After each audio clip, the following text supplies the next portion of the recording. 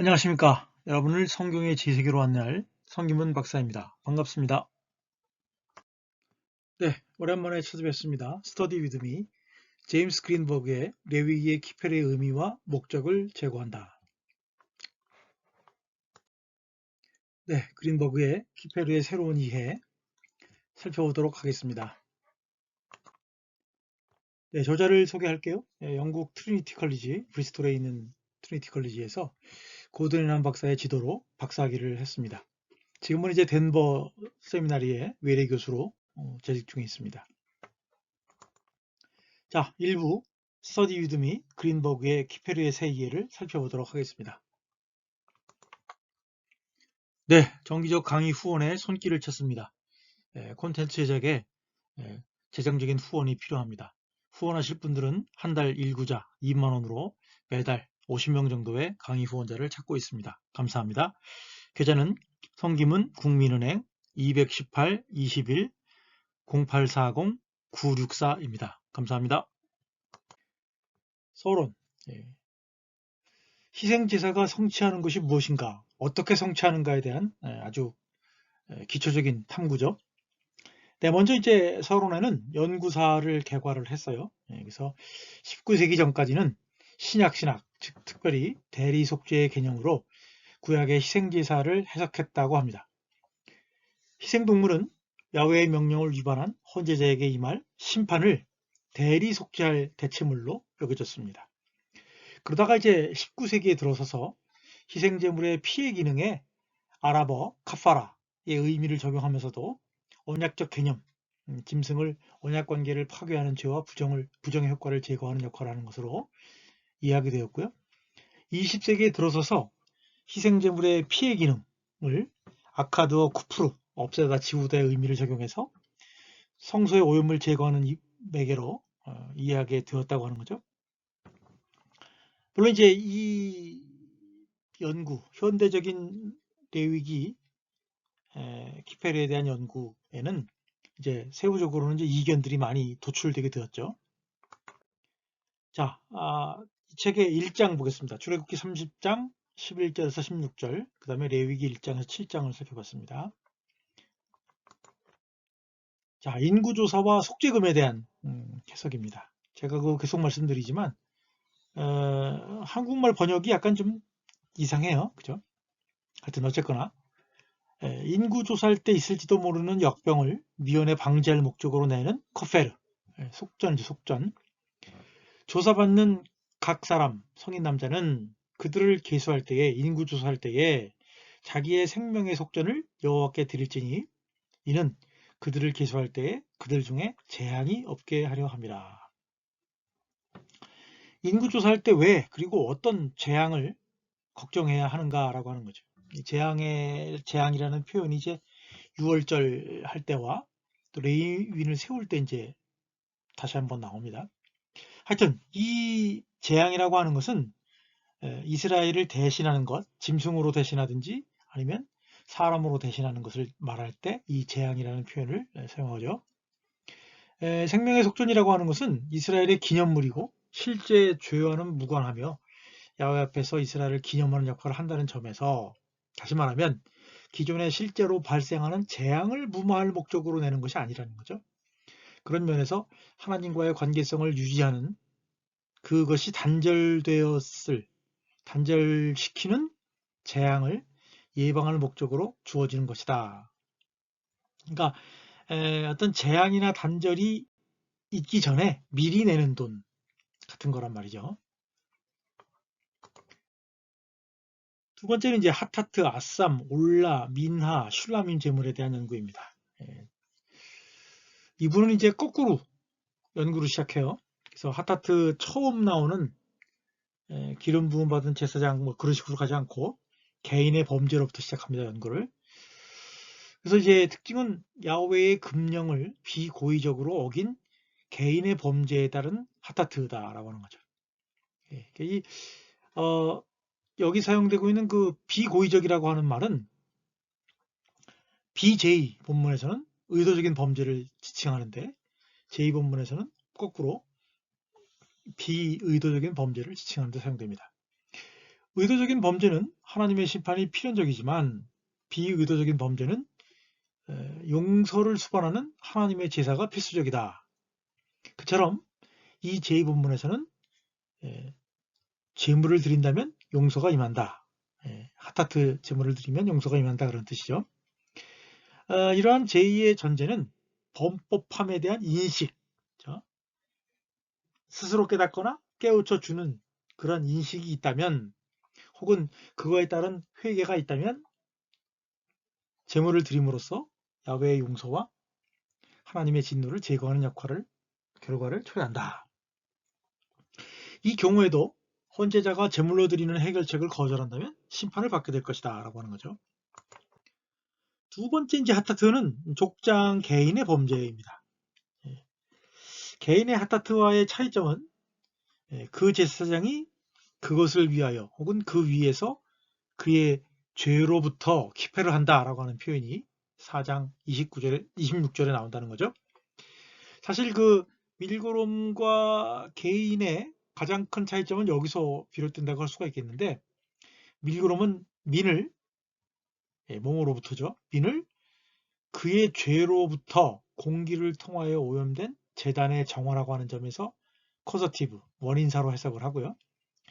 개인은 그의 죄로부터 접촉을 통하여 제단으로 이동된다는 것을 의미한다는 점에서 박탈사로 프리버티브라고 하는 측면으로 해석을 한다는 거죠. 그러니까 밀고롬은 제단의 오염을 제거한다 라는 뜻이고, 개인은 제단을 죄로 오염시킨다, 뭐 그런 차이가 있는 거죠. 그 다음에 이제 세 번째 하타트는 이제 기름 부음 받은 제사장과 회중의 범죄를 얘기를 하고 있어요. 그래서 개인의 하타트와는 다른 형태의 제사 행위를 보여주죠. 그래서 이제 4장 3절에 나오는 표현을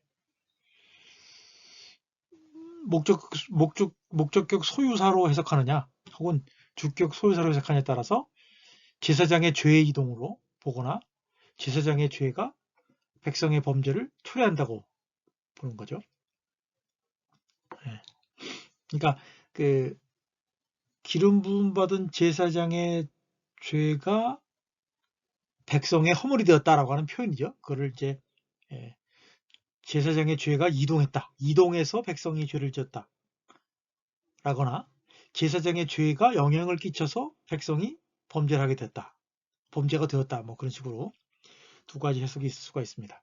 그리고 이제 특징이 또 하나, 마지막 특징이 이제 피를 사용하는 곳이 성소뜰이 아니라 성소 안이라고 하는 차이점이 있는 거죠.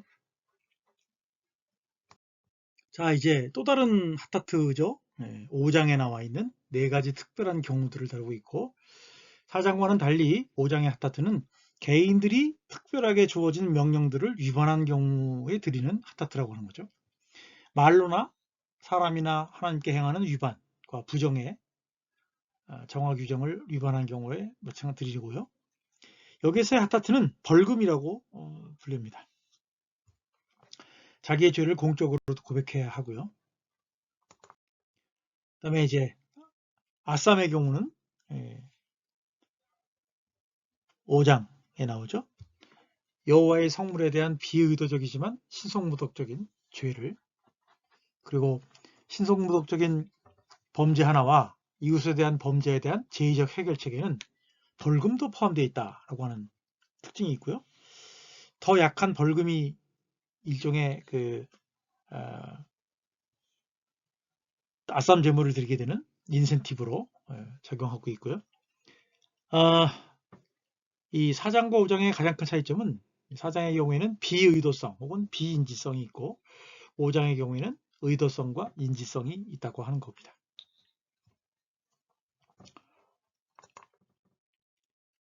자, 이 올라죠. 올라는 이제 번제를 말하죠. 번제의 특징은 안수가 있고요. 키페르라고 하는 동사가 한 번 사용되고 전체를 태웁니다. 그래서 태우면 하나님이 기뻐하는 향기를 냅니다. 자, 비제의적 본문에서는 거의 모든 상황에서 이제 번제가 사용되고요.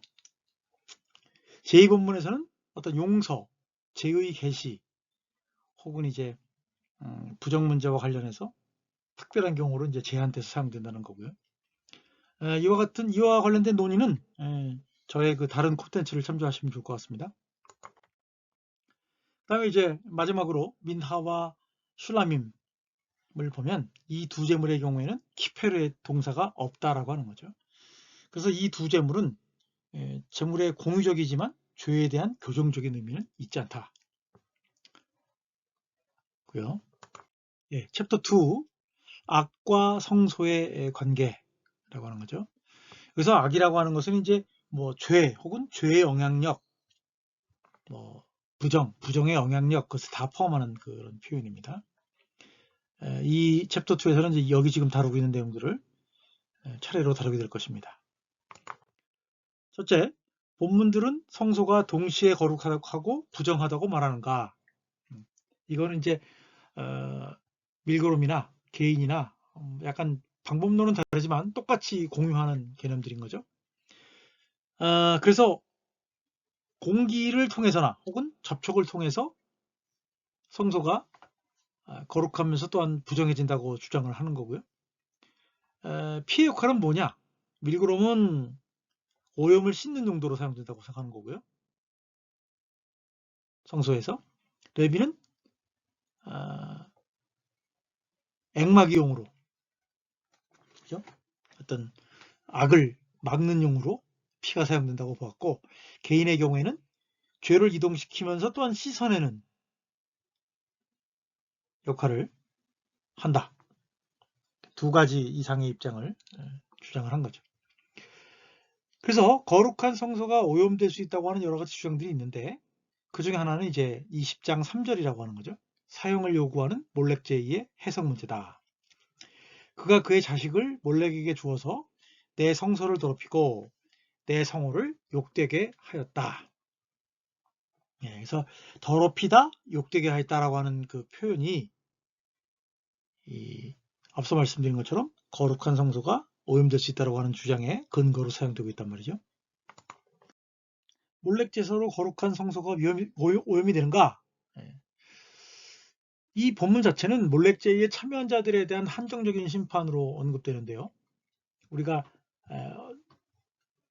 오염이라고 하는 표현이 사실은 제2본문에서는 발견되지 않고, 이 문맥에서는 더럽히고와 병치하는 말로 욕되게 한다는 말로 같이 사용되고 있는데, 이것은 윤리적인 측면에서 명예훼손상이나 공격을 의미하는지, 아니면 레위기 11장 15장에서처럼 부정하게 만드는 것인지는 명확하지 않다라고 하는 거죠.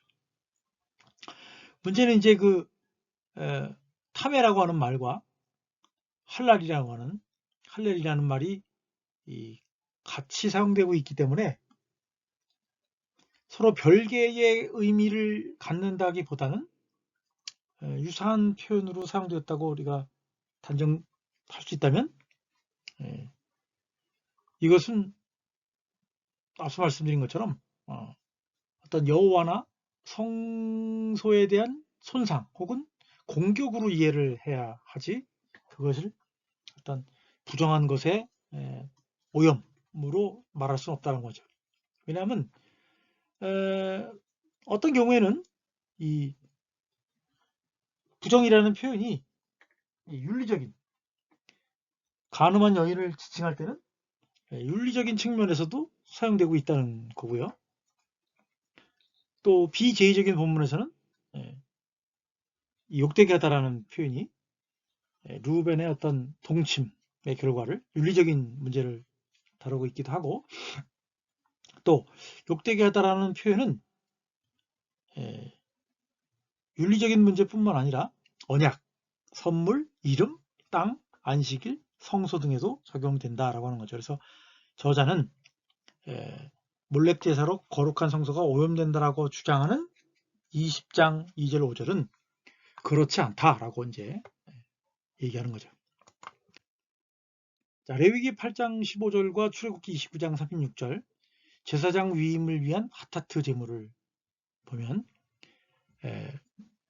레위기는 모세가 손가락으로 그 피를 제단의 네 귀퉁이 뿔에 발라 제단을 깨끗하게 하고 그 피는 제단 밑에 쏟아 제단을 속하여 거룩하게 하고 이거는 번역이 잘못됐습니다.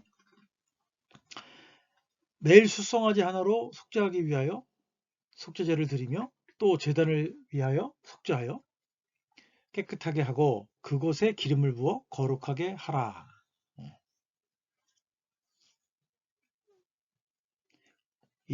하여튼 이 우리말 번역에 문제점은 있지만 하여튼 본문을 제가 이렇게 비교를 하려고 보여드렸어요.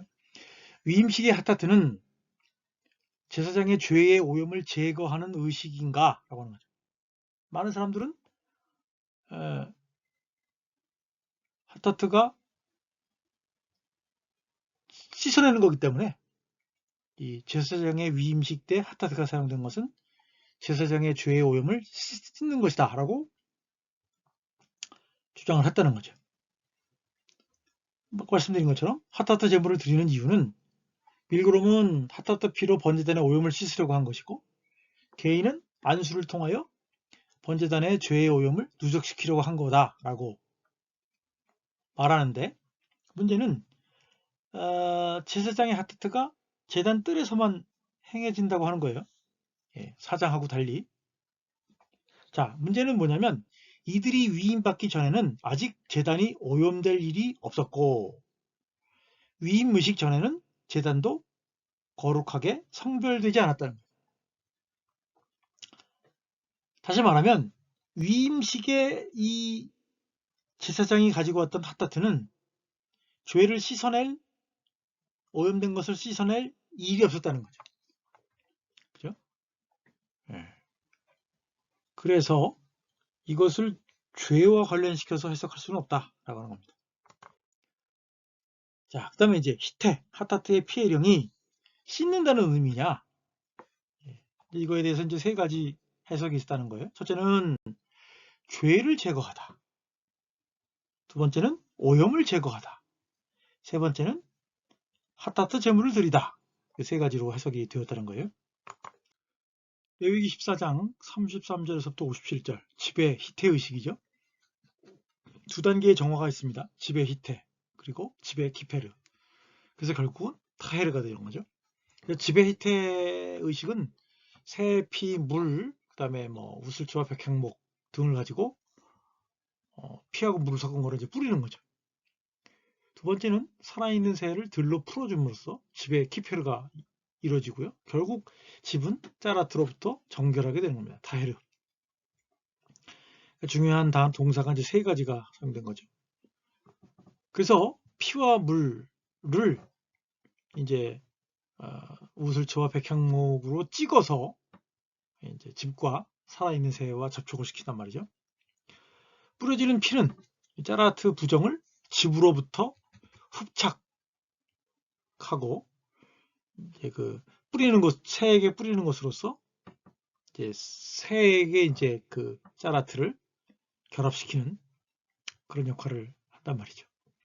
그래서 피는 오염을 씻어내는 정화제물이 아니라 부정을 제거하는, 떼어내는 역할을 하고 짜라트는 물과 피와 우슬초와 백향목가지로 히테하고 떼어내고 살아있는 새를 들로 날려보내는 방식으로 집에 키페르를 수행한다는 거죠. 그래서 히테라고 하는 것은 키페르의 어떤 과장된 표현이다 라고 할 수 있다는 거죠. 둘은 기능상 유사하지만 동의어는 아니다. 그러니까 히테와 키페르가 같이 있어야 타헤르가 이루어진단 말이죠.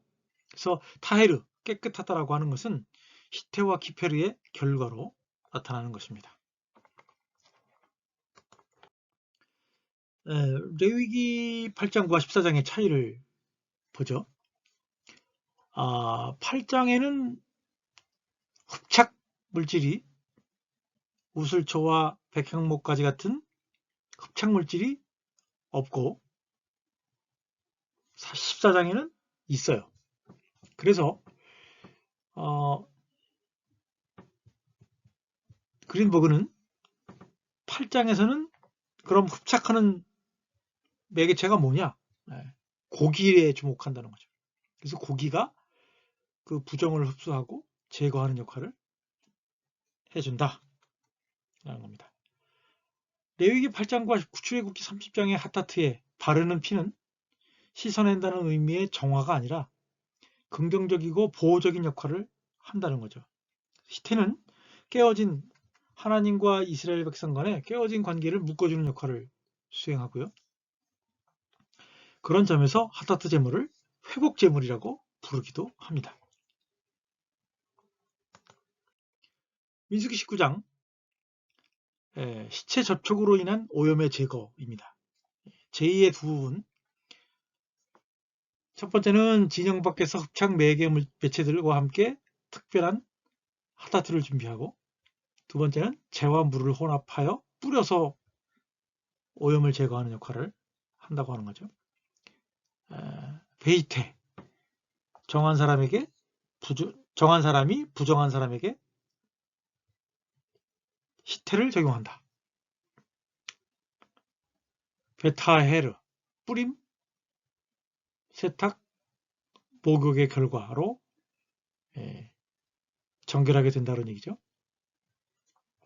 이 개념은 부정한 집의 정화와 공유가 된다는 거죠. 제단에 피를 뿌리는 것이 헌제자와 야훼를 결합시키듯이 회막을 향한 피의 뿌림도 유사한 역할을 수행하고 부정에 대한 흡착 매개의 존재로서 작용한다. 가장 어려운 난해한 부분이기도 한 게 뭐냐면, 재를 사용하는 사람이 왜 부정해지는가?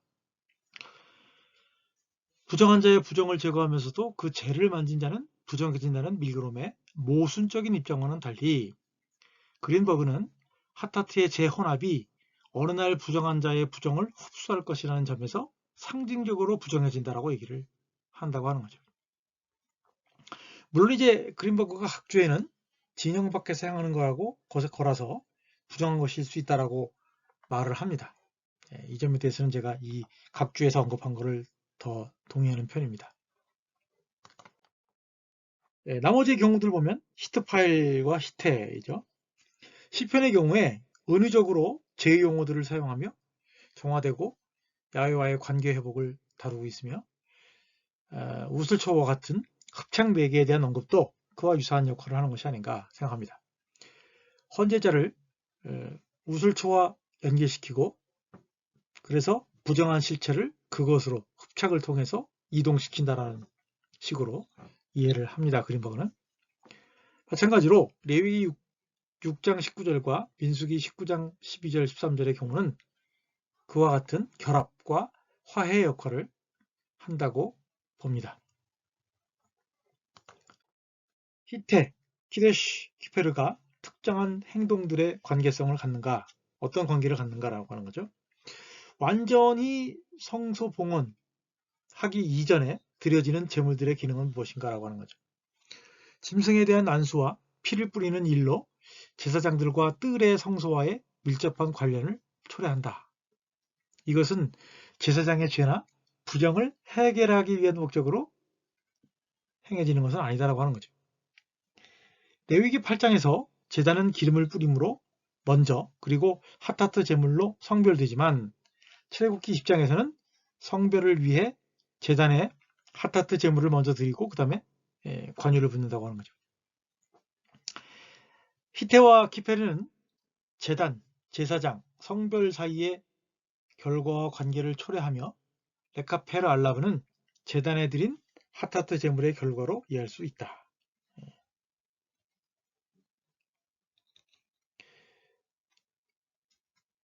출애굽기 29장은 그 순서를 이제 거꾸로 하고 있어서 레카도쇼를 키페르의 결과로 여기기도 한다고 하는 거죠. 그런 점에서 이 레위기와 출애굽기는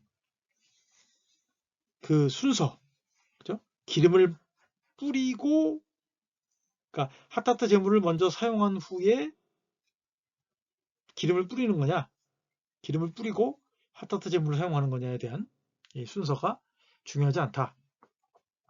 그렇게 결론을 내리고요. 위임식의 핫타트는 결합체이자 정상적인 제사를 위한 제단과 제사장을 준비시키는 역할을 수행한다. 그리고 고기는 제사장에게 음식으로 주는 것이다 라고 생각을 합니다. 3장입니다. 레위기 11장에서 또 15장을 다루는데요. 본문들은 밀그롬의 정화와 오염의 관점과는 달리 부정이 성막과 성소를 직접적으로 그리고 즉각적으로 오염시키는가 여부에 대해서 명확하게 말하지 않는다라고 주장합니다.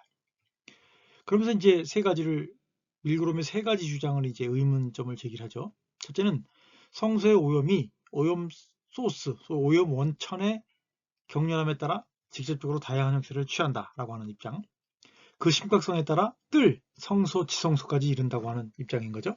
또한 성소는 오염에 취약하고 각 정화 단계는 성소와 일반적인 것 모두의 부정의 오염 정도를 약화시키는 역할을 한다 라는 거죠. 밀그롬의 첫 번째와 두 번째 원칙을 살펴볼게요. 첫째, 제의 체계는 죄나 육체적 부정과 같은 위협으로부터 야훼의 거룩한 현존을 보호하려는 것이다. 두 번째, 강도에 따른 위험의 장소가 다른가 정말 하는 것이죠. 다시 말하면 5장의 핫타트는 뜰에서, 8장의 제사장 위임 시에는 뜰에서 행해진다는 거예요. 4장하고 달리. 그렇죠? 4장의 경우에 제사장의 범죄는 내성소까지 이르잖아요. 그런데 5장의 경우에는 핫타트는 뜰에서, 8장의 경우에도 뜰에서 사용된다는 거예요. 도대체 제사장의 범죄가 성소에 들어가는 거 맞나 하는 거죠. 세 번째는 고대 근동에서 악 혹은 귀신이 거룩한 장소의 특정한 부분과만 관련된다고 보기는 어렵다는 거죠. 네 번째는 과연 거룩한 곳인 성소에 부정이 병존할 수 있는가? 다섯 번째는 거룩이 죄나 부정에 의해서 축소될 수 있는가? 여섯 번째는 특정한 죄가 특정한 기간에 성소에 누적될 수 있는가라고 하는 것이죠. 자, 밀그롬의 세 번째 원칙입니다. 부정의 정화의 단계. 부정을 정화하는 데 단계가 있느냐? 큰 부정은 공기를 통하여 성소를 오염시키고 핫타트 제물이 필요하고 사소한 부정은 성소를 오염시키지 않는다. 밀그롬은 성소는 공기로 사람들은 접촉으로 오염시킨다고 주장을 합니다. 산모의 경우에는 접촉과 공기 전염의 가능성에서 세탁 목욕을 통한 접촉의 가능성을 배제하고 분리를 통해서 그 오염성이 약화되고 핫타트 제물을 드림으로써 세 단계의 정화 과정을 거친다고 보았다는 거죠. 산모 외의 부정의 경우에는 다른 사람을 만지지도 성소에 들어가지도 말라는 말이 없다는 거예요. 그래서 단계를 지날수록 성소를 오염시킬 위험도가 떨어진다고 이제 생각한단 말이에요. 밀그롬의 경우에는. 그러나 산모의 경우에 마지막 단계까지 성소 접근에 따른 위험성은 여전한 게 아닌가. 그러니까 계속해서 마지막 날이 이를 때까지 산모는 성소 오염의 가능성이 있다는 거예요. 약화되는 게 아니고.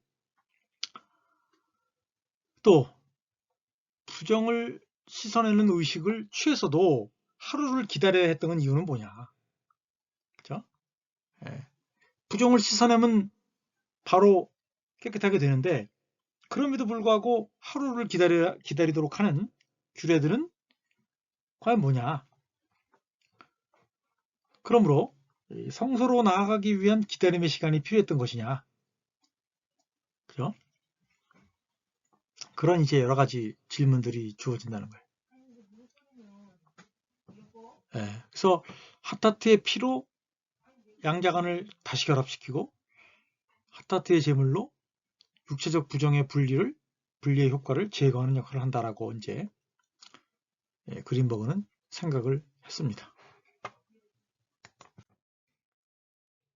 산모와 월경하는 여인의 차이는 뭐냐? 월경하는 여인은 핫하트 제물이 필요 없지만 산모는 필요했다는 거예요. 한 번 더 그것은 야훼와 헌제자 사이를 격리시키는 기간의 차이 때문이 아닌가. 다시 말하면 긴 기간은 여호와와 야훼와 당사자의 관계 회복을 위한 제물이 필요했다라고 하는 의미라고 하는 거죠. 그래서 진영박 격리는 공기 전염이 아니라 직접적인 접촉에 의한 부정의 전파를 막기 위함이 아니겠느냐. 그래서 그린버그는 부정한 자는 정화 기간에 사람에 대한 오염 정도는 줄어들지만 성소에 대한 오염 정도는 줄지 않는다고 보았다는 거죠. 네, 밀그롬과 개인의 정화 오염 관점들입니다. 밀그롬은 제물을 드리기 전에 부정한 사람은 정화 절차를 통하여 완전히 정화되어야 한다. 즉 정화된 상태로 제물을 드려야 한다고 보았고, 개인은 부정한 사람은 정화 과정이 완벽한 정화를 수행하는 것이 아니라는 점에서 제물 드리기 전에 부정해야 한다. 여전히 부정한 채로 제물을 드린다고 주장을 했고, 그래서 이 모든 것이 1년간 성소에 누적된다고 보았습니다. 결국 이 모든 것은 앞서 말씀드린 것처럼 민이라고 하는 전치사의 의미에 따른 해석 차이입니다. 밀그롬은 원인사, 제사장은 번제단을 공기로 오염시키게 만든 그의 잘못을 헌제자를 위하여 오염된 번제단을 핫하트 제물의 피를 사용해서 정화를 수행한다라고 보았고, 개인은 탈취사로 제물의 머리에 행한 안수를 통하여 그의 잘못을 헌제자를 위하여 부정한 핫하트 피와 고기로 번제단에 이동시킴으로써 정화를 수행한다. 그거 보았다는 거죠.